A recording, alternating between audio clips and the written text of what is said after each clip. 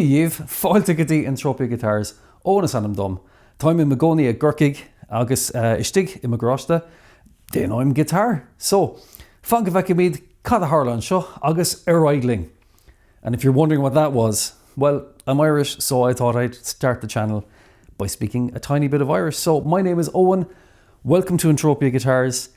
Out of my little garage here in Cork in Ireland, I have made exactly one guitar so far, but it turned out pretty okay, so I thought, let's start a YouTube channel. And this is the guitar I made. This is my take on a modern Fender Telecaster. I've gone with a book-matched rosewood top and a one-piece alder body, and that is bolted on to a 5-piece laminate neck, which is maple and rosewood. I've put an olive wood fingerboard on the front, which is absolutely stunning. I found this piece of wood when I was in Italy and I had to bring it home. It was just stunning and I needed to use it, and it turned out great. The figuring on it is just extraordinary. For the hardware, I've gone with a Goto bridge and Goto locking tuners up the top. And you know, for electronics, I've gone with Fishman pickups and a Fishman preamp. This is the Greg Koch Signature Series. It comes with a really nice set of pickups and the option to voice the pickups as well, depending if you like 50s or 60s sort of Telecaster twangs. You can just push this little button here and it swaps between the two of them. They're hum free, so if you want to get a little bit dirty and crank up the gain, they're perfect for that as well. And they come with a little USB port here to charge up the internal battery pack, which is kind of cool. I really like that. There's also stainless steel frets, which are quite difficult to work with, but when you're finished with them, they're fantastic. They play really, really well. There's a rosewood veneer on the headstock too. And then just to finish everything off, I've put some beautiful white binding around the guitar as well, just to give that contrast between the rosewood and the alder. Why am I starting a YouTube channel? I'm going to make another guitar, and this is the start of that. Let me get the materials for that and we can talk through it. And here we are. I have almost everything. The only thing I don't have so far is the electronics. I've gone with Fishman Fluence pickups again, and I'm going to go with the Richard Z Signature Series. I'm a huge Rammstein fan, so to get those pickups and fit them to this guitar will be incredible. So I'm looking forward to getting those. They should be here in about 2 or 3 weeks. But let's take a look at the wood. All of my wood I try and get from sustainable sources, and sustainability is really important to me. So everything I do in terms of making guitars is done using sustainable materials, and most importantly, sustainable energy. So this house has an awful lot of solar on it, and I have solar batteries. And anytime I'm doing work, I make sure that the batteries in the corner, which I'll show you now, are charged up and ready to go. So I know everything's coming from green sources. And the timber comes from a green source as well, because when you buy from Madinter, they actually plant trees as well to offset the timber they're harvesting. So that's pretty cool. I'm very happy about that. But let's see what they have in store. Opening up this little box of goodies, and I'm going to just set it off to the side for a minute. We have an ebony fingerboard, which is going to be really nice. I opted to get this pre-finished. They have flattened it. It's perfectly smooth. It's machined to size. That doesn't mean I can just glue it straight on. I still have a lot of work to do with that guy. For my tops, I've gone with this AAA flamed maple top. This is a carved top, so it's a lot thicker than a standard drop top you would put on a guitar, and even thicker again than a veneer on some of the high-end or supposed high-end guitars. But this needs to be glued together, and the design can be laid out in it then, but it's a stunning piece of wood. I'm really looking forward to seeing what it looks like with some colour and finish on it. That's the top. The body is a machined piece of akume. So this is kind of like one of the species of mahogany, I believe. I could be wrong, but I'm going to go with that. And again, I got this calibrated to size. I can machine wood here. I have all the stuff to do it, but it really doesn't cost much more when you're ordering it to have them do it to size. I just do that, it's easier. Yeah, this is going to be my body, and the top will be glued onto that, and then we'll cut out the guitar shape and we'll try and make it play a bit of music. That's the body. This is the neck. And the neck came from a company in Italy I bumped into a few years ago called Filbo. And I'll put all of these links into the video description. And this is a piece of maple Very similar to the Telecaster, I've gone with a 5-piece laminate, but this time instead of rosewood, because the last guitar's theme was rosewood, I've gone with ebony. When the fingerboard is glued onto it, that should look really, really nice. I think that's going to be cool. But that's a job for another day. And then in terms of hardware, I've gone with go-to tuners this time again. Haven't gone for locking tuners because we're going for a locking tremolo instead. I've gotten a little Floyd Rose, which will be my first time ever fitting one of those. And that, quite frankly, is kind of terrifying. But we'll figure that out. And then in the little bag of tricks here, we have a neck plate, we have an output jack, and we have the locking nut as well. Quite a lot there to go with. And I do have a truss rod. I'm not sure if this is the one I'm going to use because this is quite a deep truss rod. It's about 13 millimeters deep. I have ordered up some other ones which are going to be 9 millimeters in depth. And what that means is when you're routing a cavity down through the neck, the more wood you don't have to remove, the stronger the neck will be. So I'm a little bit cautious about using this one, and I might save it for something like a travel bass. But we'll make that decision a little later when we get around to carving the neck. And lastly, I have some really nice black binding. I think that's going to be cool because of the theme of the black ebony through the neck, the black ebony fingerboard. I want to see if I can stain the top to be kind of like a silver burst with black at the edges. So the black binding should really set that off as well. And that's all of the materials. So we better get on to building it, right? Let's go for it. So I'm really conscious that this wood doesn't show up its grain properly on camera because the lighting is so bright in here. So let's just add a tiny bit of white spirits to it. And this will evaporate, so it's not the end of the world. But you should be able to see that flame come out on the camera now at this stage. And that's going to shimmer and shine when there's finish on it and it's been sanded just a little bit more. I think it's going to be a really, really unique piece of wood. This is roughly the way I want to lay out the top of the guitar. And I'm using a little Perspex template that I've gotten from Guitar and Woods in Portugal, who make fantastic templates. The clear acrylic really helps me to figure out where everything's supposed to go. I'm actually going to start making my own templates shortly. I've bought a laser cutter because, you know, who can't do with more tools every now and again? And I should be able to just slice through the acrylic and make my own styles. But for the moment, this is really, really good. It has a defined center line, which is really important when building guitars. And it just allows me to visualize where I can get the best use of the grain. That's a decision I'll have to make a little later. But for now, it looks good. First job we have to do is glue these together. Now, I know that these are a perfect match down the center. I've held them together and I've held them up to the light and they look quite well. But the next job is really to get some glue in and get them clamped and get them perfectly level with one another, and then the top will be ready for us to work on. And through the magic of television, clamps have appeared in numbers many, but because we're gluing the top down, and when we squeeze the pieces together, the glue is going to squeeze out, we don't want to glue the top to the plywood, because this is only a reference to keep everything flat. So that's where masking tape comes in. So now that it's masked up, which is great, we're just going to check it for debris. And a really good trick I learned when I was spray painting cars years ago is whatever your dominant hand is, whether you're right-handed or left-handed, use your weaker hand. Use your left hand if you're right-handed, use your right hand if you're left-handed, because the less dominant hand will tell you more about defects in terms of feedback from your fingers. It also helps to look away, because when you're looking at something, your brain is associating the pattern with what your hands are about to feel. So we'll just very quickly run through. Yeah, I'm happy with that. So let's get gluing up. This is always terrifying, but let's get at it.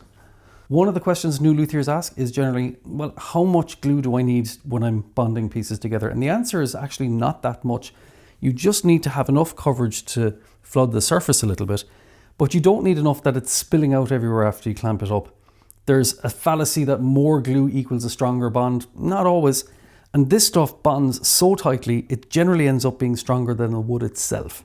And of course, famous last words, I've probably put on too much glue, but I'm just going to use my finger here to spread it and make sure we've good even coverage. And the more light you have, you can see the reflection of the glue being a gloss reflection, which is great. and you can see the areas you haven't covered, which is also great. And this is one of those times, you know, it doesn't go off straight away. So just take the time to get it right. And I know Murphy's Law means I'm going to get an absolute ton of squeeze out, and everybody who builds guitars for a living is going to be roaring laughing at me making an absolute mess of this. But I'm happy with that.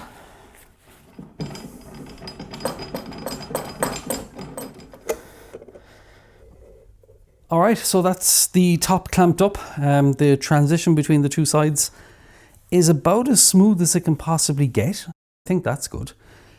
I've good clamping pressure from the sides. I've good clamping pressure from the top. I think all we have to do now is just wait for it to dry. I'm going to give it a day. I'm going to do 24 hours. We could probably unclamp it tonight, but I'm in no rush, and the longer it's in here, the better. Let's just put it to one side and get working on the body. As I said earlier, this is a calibrated piece of Okume. Calibrated means that it should be perfectly rectangular in all its dimensions. The challenge there is it's been sitting in my house for about 3 or 4 months now at this stage, and I just need to validate that this is indeed still square and accurate. And we'll do that with a straight edge, and we'll just very quickly sight down along it. And just like we did with the top, we're going to see, is there any inkling of light coming through? And there's not. And the same as we go directionally, and there's no horizontal movement in it. So I'm pretty happy that's level and calibrated, at least on this side. And all we need is one side, because if we need to straighten it, we can use that as a reference for the rest of it. The next most important thing we need to do is find the center line. And that's because you reference everything off the center line, including templates or any routing you need to do, or lining up your bridges or lining up your pickups. You have to have a reference point that you continue on through the neck so that you know exactly what you're doing when you're building it. And that's really easy to do. But a fundamental mistake people seem to make is they use these.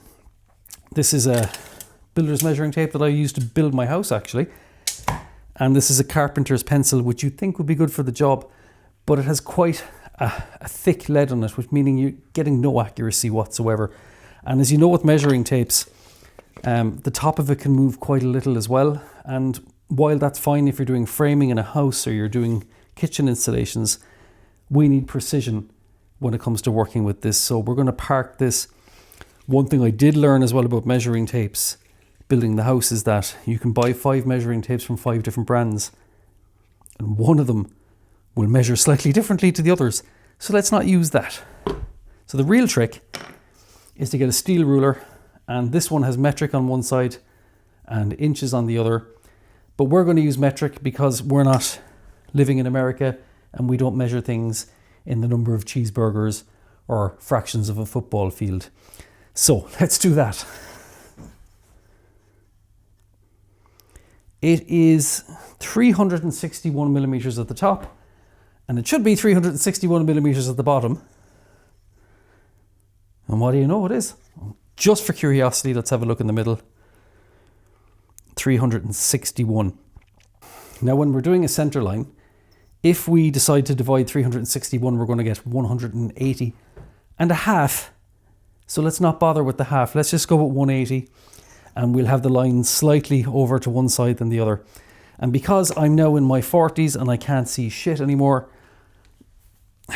I'm with the spectacles, so I can make a spectacle of myself. These are engineer squares. You can buy a set of them on Amazon or eBay. They're about 40 euros, but they're absolutely flawless. And just to make sure I get the mark the same, I put the lead into the slight hollow that I had caused originally by drawing out the line, and then move the square to it, and that way you know you're going to be 100% accurate. All we need to do now is join up the lines.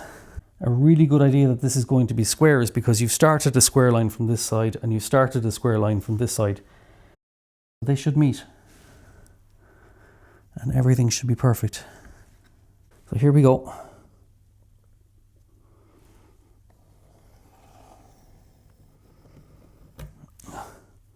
Oh yeah, there we go. There's the center line. That's pretty great. What we have now is a reference where we can drop down this template because it has a center line on it, and we can line everything up. And now we know what size the guitar is going to be on the body blank. Now, why am I doing this? I don't want this to be a solid piece of wood. I want to remove some of the material from here that's just not going to be used. And I want to remove some material maybe around here. I'm not quite sure yet because there's not a lot of room here for taking stuff out. But the idea is that we're going to make the guitar a little lighter. So we're relieving the wood of some of the weight. It's not a heavy piece of wood, and Les Pauls are kind of heavy guitars. But why not? Let's get this started and get it out of the way. I've checked this, and I've double checked it, and I've triple checked it, and I think I'm lined up with the line. So at some point you just have to say, screw it. Let's draw it in and make sure it works.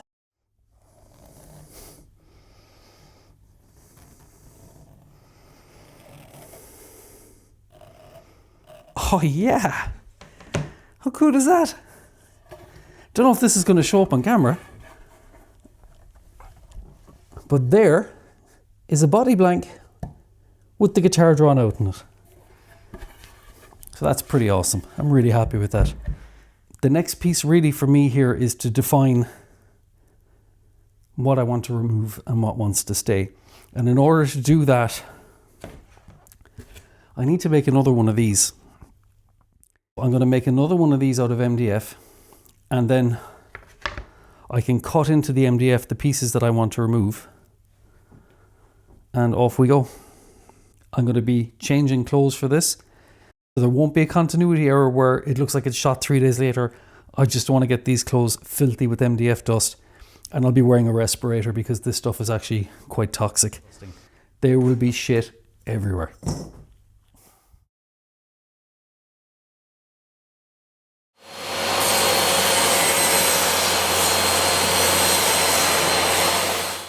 We'll flip it over and just stick some tape down. Okay, flippy flippy.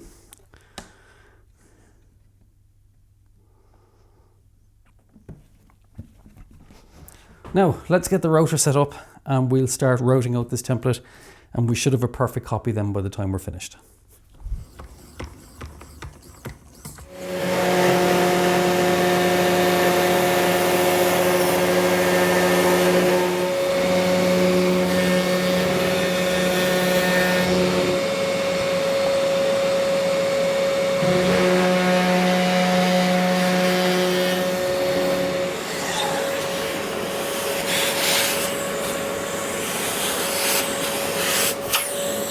Really cool thing if you've never used a router before is it allows you to copy stuff. There's the front of the acrylic template we had, and there's the back of the MDF, which is great. I know I need a fence for this and an extract for my dust extractor, my little festool, but I use it so rarely that I just haven't put one on the bench yet. It just means a little bit more cleaning up, but yeah, I'm okay with that for the time being. If you're out there and you make fences and you want to sponsor me with one, please, by all means, get in touch. I'm going to separate this now, and then I'll have a template that I can work with.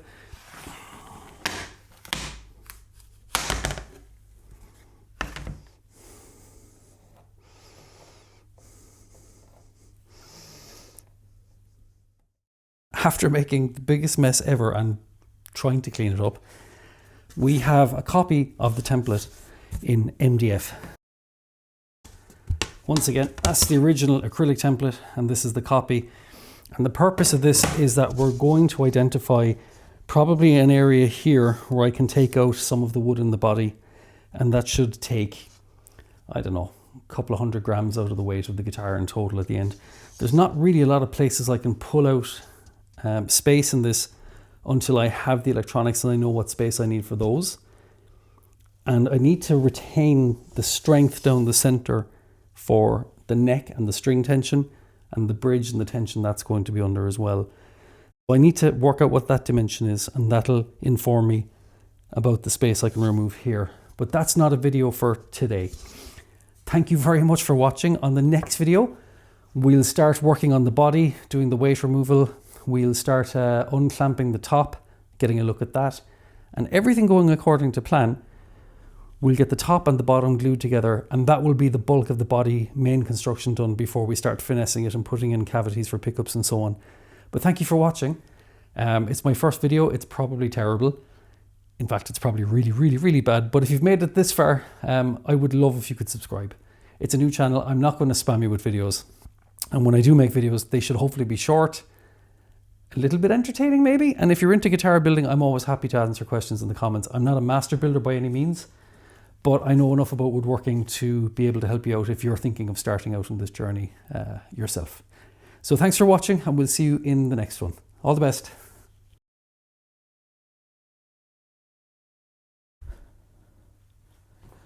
You didn't think I was going to finish the video there, did you?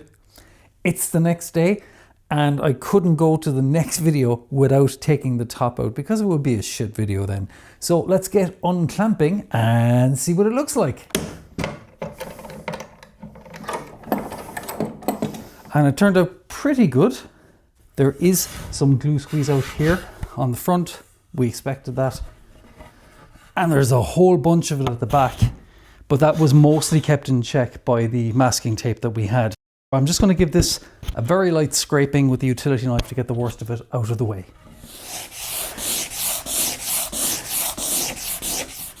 Okay, so after that, there is actually more sawdust on me than there is on the bench, but doesn't that look great?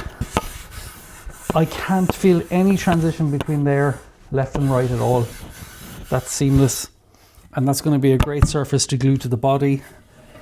And then at the front, with that little bit of scraping, I can actually see the flames that are going out sideways really start to be defined.